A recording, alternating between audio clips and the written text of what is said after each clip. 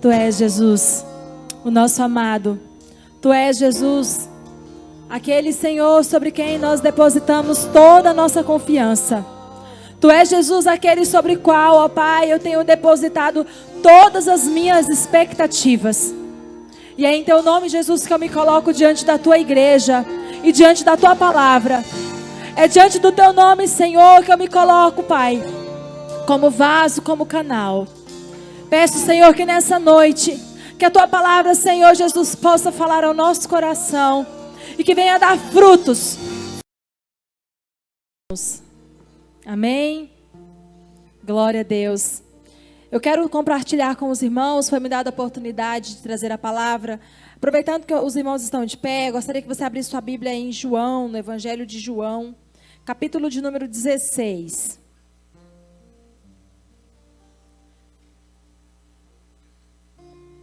E eu confesso que quando eu gerei essa palavra no meu coração para compartilhar com os irmãos, eu fiquei com muito medo. Mas quando o irmão Carlos estava aqui dando, uma palavra, e ele começou e ele falou aquilo que foi gerado no meu coração, então eu disse: Deus, eu vou compartilhar aquilo que o Senhor tem falado comigo. João 16, capítulo 6 e 7, diz assim, João 16, versículos 6 e 7. Mas porque eu vos disse essas coisas, a tristeza encheu o vosso coração. Todavia, digo-vos a verdade, convém-vos que eu vá, porque se eu não for, o Consolador não virá a vós, mas se eu for, eu vos enviarei. Pode se assentar, em nome de Jesus? Meus irmãos, Jesus, em seu ministério, provavelmente ele tinha um relacionamento muito próximo, muito íntimo com os discípulos. Provavelmente eles eram assim muito amigos, provavelmente eles já tinham ali uma afinidade muito grande, eles gostavam muito da presença e da companhia uns dos outros. Mas houve um momento na vida de Jesus que Jesus começou a preparar o coração dos discípulos, porque ele sabia que em breve ele não estaria com eles. Jesus sabia que o momento onde ele seria tirado era um momento que já estava se aproximando, então ele começa a preparar o coração daqueles discípulos para ficarem sem Jesus. E aqui no capítulo 16 é esse momento. E a gente percebe que provavelmente o teor, daquela conversa não estava muito positivo. Quando Jesus começava a falar aquelas coisas, provavelmente os discípulos começavam a falar: já vem Jesus com essas conversas de novo, de morrer, de ir embora para um lugar que a gente não sabe onde é. E quando Jesus começa aqui, no versículo 6, nos dar essa declaração, nós podemos imaginar esse cenário. E então Jesus diz assim: olha, porque eu estou dizendo essas coisas para vocês, a tristeza encheu o coração de vocês. Irmãos, Jesus percebeu que, amados, Jesus ele tenta preparar os discípulos para passar por um momento que eles não gostariam de passar. Jesus ele está tentando preparar os discípulos para eles passarem por um momento que, se dependesse deles, eles não escolheriam passar. Tirar a pessoa de Jesus do convívio dos discípulos e esperar boas expectativas era, no mínimo, pedir demais. Jesus era o centro da vida daqueles discípulos. Jesus, irmãos, era o foco de tudo. Jesus era o centro da atenção durante aqueles 3 anos de ministério. Tudo que eles faziam estava girando em torno de Jesus. Tudo que eles falavam era em torno do que Jesus falava. Tudo que eles viviam, do momento que eles acordavam até o momento que eles se deitavam, tudo girava em torno de Jesus. E tirar Jesus de cena, tirar Jesus da história e pedir que eles se alegrassem, era no mínimo pedir demais. Não faz sentido? Faz sentido, irmão? Não faz. Não faz sentido Jesus falar: olha, vocês estão ficando tristes. Ora, Jesus, não era para menos. Não faz sentido esperar que eles ficassem felizes. Jesus, ele sabe tanto das nossas necessidades, E Jesus sabia tanto da necessidade daqueles discípulos, do quão eles precisavam que o plano seguisse, que ele usa uma palavra que eu quero usar para dar o tema dessa mensagem de hoje, que é aquilo que é conveniente, aquilo que nos convém. E aí no versículo 7, Jesus diz assim: olha, por mais que vocês estejam tristes, porque eu estou falando que eu serei tirado do meio de vocês, por mais que vocês fiquem tristes, porque eu estou já avisando que eu serei levado para um lugar que vocês não podem ir agora, por mais que vocês fiquem tristes, eu quero que vocês entendam uma coisa: é conveniente que eu vá. Irmão, sabe por que é algo conveniente? É algo que vem favorecer a nossa vida. Algo conveniente é algo que traz benefício próprio. Agora vamos tentar entender a lógica de Jesus. Jesus está falando que vai ser tirado do meio dos discípulos. Jesus percebe que os discípulos ficam tristes. E com essa percepção da tristeza dos discípulos, Jesus, para alegrar os discípulos, Jesus diz assim: não fiquem tristes, convém que eu vá. É como se Jesus estivesse dizendo assim: olha, não fica triste, vai ser melhor para vocês. Irmãos, como entender? Como entender esse discurso de Jesus? Como entender, irmã Vilma, que seria algo bom? Não dá para entender. E é fácil para Jesus fazer essas afirmações. Por quê? Porque ele vê o plano de salvação aberto, né? O irmão Carlos, ele fala muito sobre isso. Quando Jesus olha o plano de salvação, ele vê o início e o fim. Ele acabou de falar isso hoje. Não é verdade? Jesus, ele tem contado todos os nossos dias. Então, para ele, era muito tranquilo falar isso. Porque ele sabia o que aconteceria depois. Jesus sabia da importância dele enviar o Espírito Santo, que é sobre o que ele está falando. Então, Jesus não tinha problemas com isso. Para ele, irmãos, ele estava com um sorriso de orelha a orelha. Porque ele estava vendo o plano de salvação na eternidade. E aí, amados, eu começo a fazer a aplicação dessa palavra. Eu começo fazendo a aplicação de como nós entendermos, como nós pegarmos essa palavra e trazermos ela e fazer com que ela seja verdade na nossa vida. Sabe a primeira aplicação que eu faço? É que Jesus espera que a gente confie nele. Mas aquele confiar de verdade, igual o Daniel, de que ele caiu aqui, vocês lembram?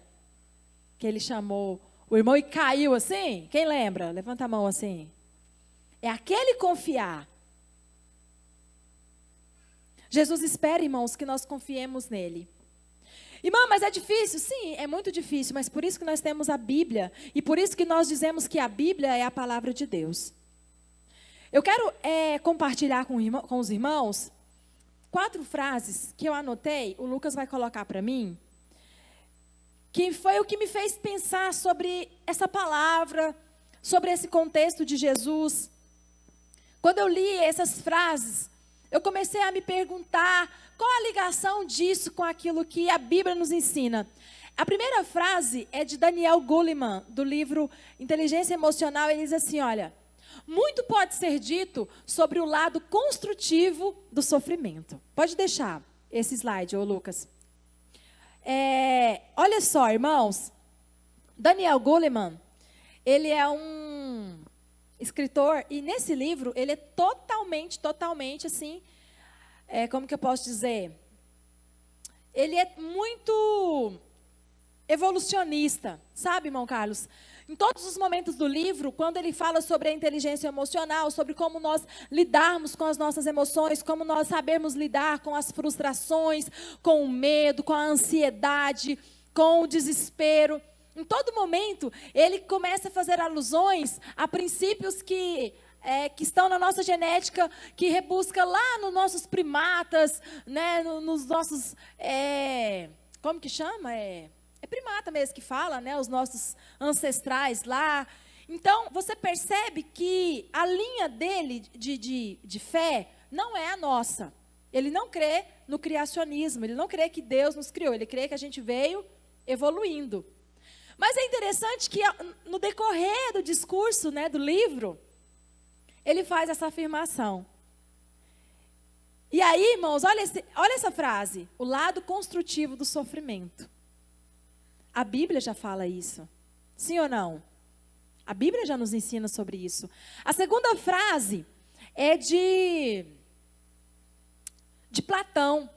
Olha que interessante essa frase. Diz assim, aqui na minha está mais completo, mas o Lucas vai colocar só o trecho para vocês. Não ser escravo da paixão era uma grande virtude considerada por Platão. O que Platão quer dizer com não ser escravo da paixão? É não deixar que o sentimento te faça ter atitudes que você não deva ter. Você pode ter um sentimento, esse sentimento ele pode aflorar, mas você precisa conseguir ter controle sobre isso. Quando você não consegue, você se torna escravo da paixão. Essa paixão não é estritamente essa paixão do amor, é uma paixão de sentimentos. A Bíblia fala sobre isso, irmãos? Demais. A Bíblia fala muito sobre domínio próprio, que é basicamente o que Platão está querendo dizer. A terceira frase é um pensamento comum da antiga Grécia, eu não tenho o autor específico, mas está se referindo a essa frase de Platão e diz que essa frase ela foi denominada para falar sobre precaução e inteligência na condução da própria vida. Então, olha a conclusão que esses estudiosos, da antiga Grécia chegaram, que controlar as suas emoções, controlar os seus sentimentos, é uma questão de precaução e inteligência na condução da própria vida. Olha que coisa interessante. Saber lidar com os sentimentos vai trazer para a sua vida o quê? Uma condução equilibrada. E a última frase que eu quero compartilhar é de Peidiúbios, também era um estudioso grego, e ele diz que interpreta essas expressões que nós acabamos de falar da seguinte forma: como temperança e contenção dos excessos. Cada sentimento tem o seu valor e o seu significado. Então, quando você fala de não ser escravo da paixão, você está falando sobre temperança, sobre contenção dos seus excessos. Olha que coisa interessante. E aí ele afirma: cada sentimento tem o seu valor. E eu quero usar essa frase para me passar para a próxima parte da minha mensagem, que é basicamente a minha conclusão. Cada sentimento tem o seu valor e o seu significado. E eu quero perguntar para os irmãos o seguinte: luto é um sentimento, sim ou não? Sim ou não? Dor é um sentimento? Decepção é um sentimento? Frustração, desespero, raiva, medo, insegurança, dor, dúvida. Irmãos, todo sentimento tem o seu valor e significado. Com essa afirmação, eu poderia estar afirmando para os irmãos que todos esses sentimentos ruins que eu acabei de citar, eles são importantes. Eu poderia estar afirmando isso. Porém, você poderia dizer para mim assim: irmã, mas quem está dizendo isso não é a Bíblia. Quem está dizendo isso é um escritor que nem cristão provavelmente era. Tá bom, então se eu disser para você que a Bíblia diz isso, você acredita? Que todos esses sentimentos são importantes. Se eu disser para você que a Bíblia diz isso, você passa a acreditar? Sabe, irmãos, o que eu gostaria mesmo que os irmãos guardassem no seu coração? De coração. É que nós falamos muito que a Bíblia é a palavra de Deus, mas nós não aceitamos ela na nossa vida como palavra de Deus. Nós falamos muito que a Bíblia tem a resposta para tudo, mas nós não aceitamos a resposta da Bíblia como uma resposta definitiva na nossa vida. Irmãos, Eclesiastes capítulo 3, versículo 1 e versículo 2 diz que há um tempo determinado para todas as coisas debaixo da terra. Todos nós conhecemos essa referência. Mas quando é tempo de chorar, nós não queremos aceitar. Quando é tempo de nós prantearmos, nós não queremos aceitar que há um tempo determinado para todas as coisas. E o meu objetivo aqui nessa noite, meus irmãos, é usar todo esse cenário de dor que nós estamos vivendo, é usar todo esse cenário cenário de luto que nós estamos vivendo e dizer que Deus está acima de todas as coisas. Nós precisamos entender que Deus reina sobre o universo. Nada foge do controle do Deus que nós servimos. E nós temos vivido, irmãos, achando que Deus perdeu as estribeiras, achando que Deus perdeu o controle das coisas. Irmãos, se o Senhor quiser dizimar toda a Barra do Garças, assim Ele fará, porque Ele é Deus. Quem somos nós? Quem somos nós para achar que Deus não está no controle das coisas? Nós temos uma Bíblia que diz que há um tempo para todas as coisas. Meus irmãos, Lucas capítulo 12, versículo 7, diz que até os fios de cabelo da nossa cabeça são contados, quanto mais os nossos dias aqui na terra. E nós questionamos, pastora. Nós duvidamos. Nós não aceitamos. Meus irmãos, eu sei que para quem está passando por luto de uma maneira mais próxima, eu sei que não é fácil ouvir isso. Para mim pode ser fácil, né? Na minha família está todo mundo bem. Mas terceirizar a nossa dor não resolve o problema. Precisamos aceitar. Nós precisamos aceitar a realidade. E a realidade, irmãos, é que Deus ainda está no controle de todas as coisas. Nada foge do controle do nosso Deus. Se o Senhor tem contado os fios da minha cabeça, irmãos, e olha que eu tenho muito cabelo, hein? Começa aqui, irmão, misericórdia. Imagina, irmão, olha o tanto de cabelo que tem. E Deus tem contado cada fio de cabelo da nossa cabeça. E quem somos nós para achar que o fulano foi cedo demais? Para achar que o outro não deveria ir? É o Senhor quem dá a vida e é o Senhor quem tira. Dói, mas Ele é Deus. Ele é o dono da vida. Ele é o dono da vida. Provérbios capítulo 15, versículo 3. Esse versículo, ele nos ajuda a entender essa verdade que eu quero compartilhar. Diz que os olhos do Senhor, eles estão em toda parte. Contemplando quem? Olha ali o telão.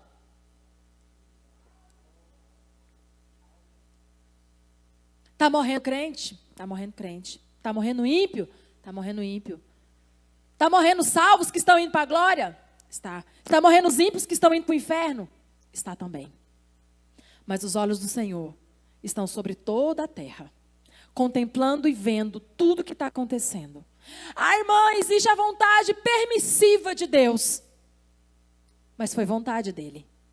Se foi vontade decisiva ou se foi vontade permissiva, passou pela vontade dele. Ele permitiu que acontecesse. Amém, amados? E para concluir, eu quero ler o último versículo. Hebreus capítulo 4, versículo 13. Eu quero concluir com esse versículo, porque essa mensagem foi a mensagem que Deus colocou no meu coração, para tudo que nós temos vivido. E assim, como eu disse, irmãos, às vezes parece fácil falar quando está tudo bem na sua família. Mas eu quero ser sincera com os irmãos, eu quero ser bem honesta com os irmãos. Que eu oro para que Deus livre a minha família, eu oro. Mas eu confesso que eu oro muito mais para que Deus me ajude a aceitar a vontade dEle na minha família. Eu confesso para os irmãos.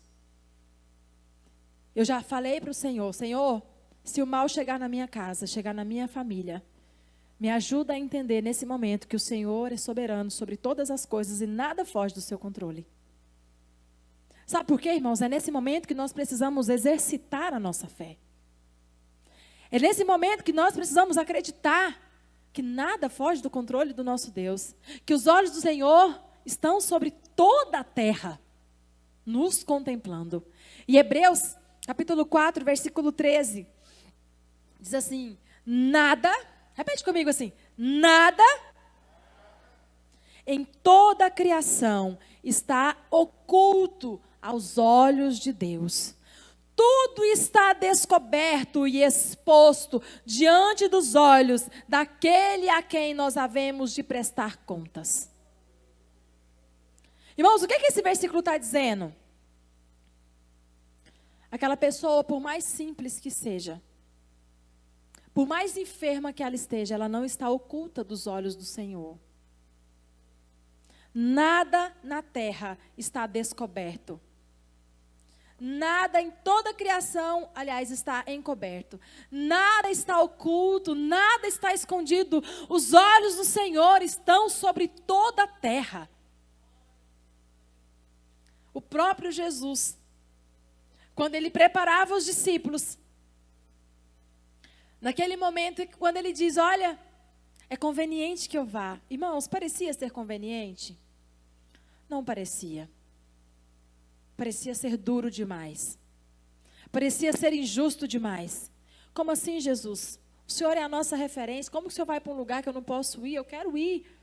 Fica com a gente. E Jesus fala, olha, se eu fosse vocês, eu não pediria isso. Porque vai ser conveniente que eu vá. Porque quando eu for, eu vou enviar o Espírito Santo. Tem uma expressão da pastora Sara que ela fala muito sobre o Espírito Santo, que ele é o consolador, porque consola a dor.